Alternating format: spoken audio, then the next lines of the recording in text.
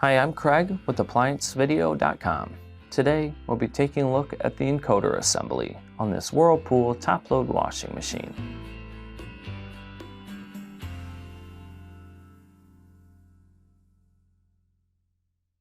Stop. Before beginning any repair, always be sure to disconnect the power to the appliance.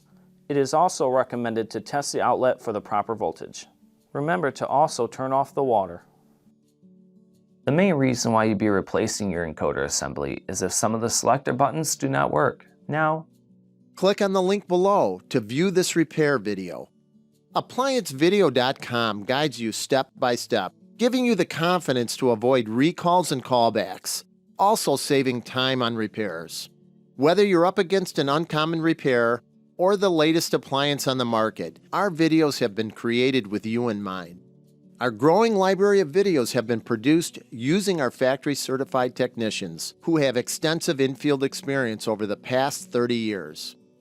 ApplianceVideo.com provides high-quality repair videos that anyone can follow, regardless of their skill level. We are here to help. Click on the link below to view this repair video and let us help you do it right the first time.